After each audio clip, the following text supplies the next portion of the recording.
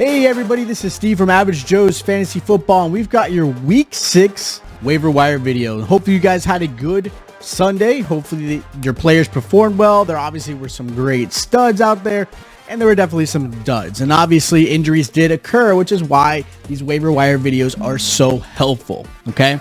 So yes, we are going into Week 6. We're getting closer to the halfway point of the season. And we're also getting closer to the trade deadline, so make sure you, if you have questions about trades, hit us up in the comments down below so we can help you out. Now, as far as the waivers go, there aren't as many players in certain positions when there's some positions that, again, due to injury, you might have to pick up, all right? So I'm going to jump right into this. Now, remember, there are some teams on bye this week, all right? So make sure you pay attention to that, and I'll announce those, obviously, when we go into our start-sit videos, but there are some... And it just happens, you know. Got bye weeks, ready to go. It's good. I think Week 7's got one of the most I've seen, which is devastating for me. I've got a team that is unfortunately going to have a lot of players out next week. But so I want to start with quarterbacks. As far as quarterbacks go, the first guy I have is Carson Wentz. Carson Wentz is going against the Texans. He's available in about 87% of most leagues. I know it's not like a quarterback you really must have. But, again, with Week 6 coming here as far as buys, Carson Wentz might be a good pickup against a streaming option as far as, look, the Texans aren't a great defense. And I think the fact that we're going to slowly start to see T.Y. Hilton back, Michael Pittman's a good option, Jonathan Taylor's starting to show up. I like Carson Wentz as a good pickup. The next guy I have is Tua. Look, Tua is back from IR this week. At least that's the expectation, right? It's going against the Jaguars, which is a great game to come back to. Tua is available in about 85% of most leagues.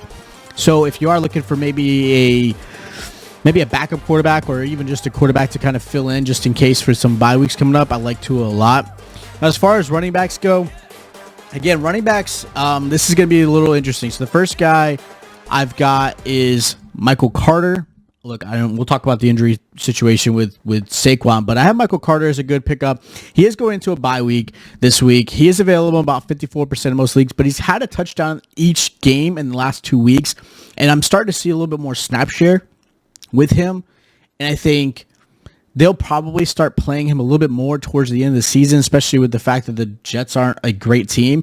So I wouldn't be surprised seeing them using their rookies or some of their, younger talent to kind of evaluate for next season. So I like Michael Carter a lot.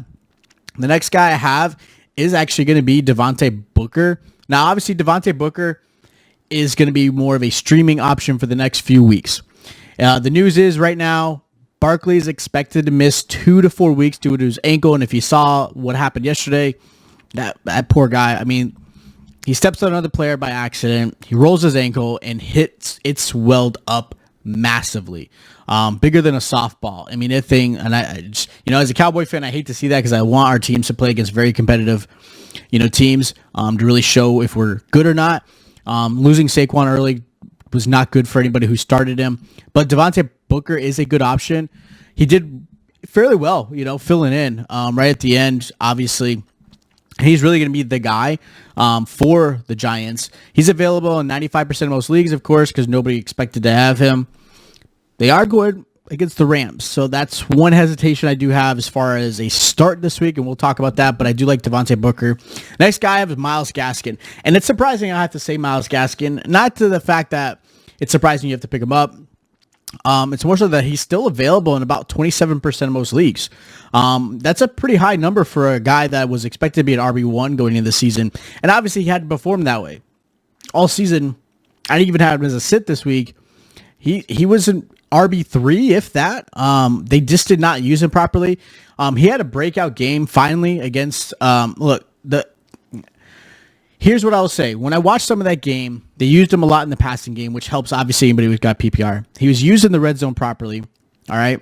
The Bucs aren't a great defense team right now. They're struggling heavily. They've got a lot of injuries. So Dolphins actually used that to their advantage, and Myles Gaskin put up 31 points in fantasy. That was amazing. So I like him a lot as a good pickup if he's still available in your league. Again, 27%. Another guy I have as a good pickup is AJ Dillon. Jones owner, what is going on? What did he do that he's getting just pushed back towards in the goal line. AJ Dillon had 17 points yesterday. Aaron Jones only had 15. So again, together they did a really good job. But he's available in about 35% of most leagues. He's been scoring more than Aaron Jones. And if you do happen to have Aaron Jones, this might be a player you want to handcuff because he's getting more and more touches. And not just that, in case, knock on wood, Aaron Jones were to go out, AJ Dillon's a great option for fantasy. You'll automatically be an RB1. Now, as far as receivers go, I don't have as many. I have Kadarius Toney, which I drafted him early in the season in one of my leagues because I liked what his upside was. I wasn't sure how he was going to actually perform for the Giants, but I did actually have him, and I actually started him in one league. It was just some intuition. The Dallas Cowboys defense is struggling. He did well the week before. He put up 34 points before his ejection. Obviously, he did get ejected due to that swing, but he's available in 84% of most leagues. He's been shining with Sterling Shepard and Slayton out. Obviously, if those guys come back, we're not really sure how the Giants are going to use him. Golladay did get hurt, and he was out of the game. We'll keep an eye on that. But Tony's a great option. He is going against the Rams, so the Rams are a better defense this year. But I do like Kadarius Toney. He's a good pickup, and you should be going after him. Another guy I have is Jacoby Myers. Jacoby Myers is still available in about 25% of most leagues. The reason I have him, he didn't have a great game this past Sunday, but the reason I have him as a good waiver is the fact that they're going against the Cowboys. And you saw what Tony did against the Cowboys. I do expect Myers to have a 8-catch game, maybe 100 yards. I'm not really sure. But the Cowboys give up a lot, and I like him a lot as far as a good option. And the last guy I have as a receiver is going to be Amon-Ra St. Brown. Look, he's going against the Bengals. He's been doing really well. He's been seeing 8 targets each game of the last 2 games. He's available in 97% of most leagues.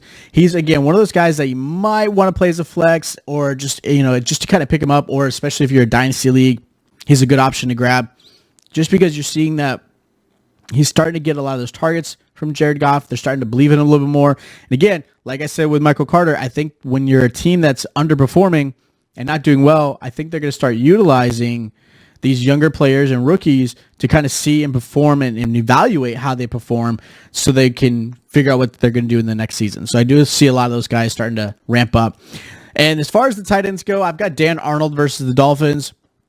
Obviously, he got traded, to the Jaguars, and they did that for a reason. He's starting to see some more action. He's available in 96% of most leagues. And again, week 6, you got some buys. Kyle Pitts, for example, is not there. So you might need to fill in with some of these tight ends. Another guy I have as a good tight end is Ricky Seals-Jones. He's filling in for Logan Thomas. He did actually a pretty good job. He got a lot of targets his way. They're going against the Chiefs, who struggled heavily, especially against Dawson Knox. They gave up over 20 points to Dawson Knox. Ricky Seals-Jones is available in 98% of most leagues. So again, another one. And before I end the video, I do want to mention when I recorded this, at the time, I didn't have all the editing done and everything like that, and some of it was done. I did want to add Darrell Williams. Obviously, if you watched the game last night, Clyde Edwards-Helaire took a pretty nasty hit with his knee. Right now, there's nothing as of late determining what's happening with him, but he is a good pickup. He is available in about, I think it was like 84% of most leagues. So if you're a Clyde Edwards-Helaire owner, you definitely want to get Darrell Williams. Or if you just need a running back, get Darrell him. Because as soon as that happens, Williams becomes an RB1 for the Chiefs, who can be a very explosive offense. So again, at the time I didn't have him in the editing when I did it, but I did want to mention that in the video. He is a good running back to go after as far as waivers. All right. So hopefully this helps you guys out. Hopefully this kind of aimed and kind of narrowed to what players you should be picking for week 6. Again, there are some bye weeks, so make sure you might have to stream some of these guys, or again, due to injuries, you might be picking up some of these receivers or running backs. But it may, again, hopefully this video has helped you out. Thank you guys so much for watching this stuff. Thank you guys so much. Make sure you hit that like button. It's greatly appreciated. Again, if you want to, and this was a very informative, make sure you hit that subscribe button. We're getting closer and closer to 200 subscribers. All thanks to you guys. I think we're about 19 away. So thank you guys so much. Also hit that notification bell. That way you guys are notified every time we drop a video just like this. All right. And make sure you stay tuned. We'll be dropping our start and sit videos very shortly. That way you guys are prepared and ready for week 6. All right. And have a good one.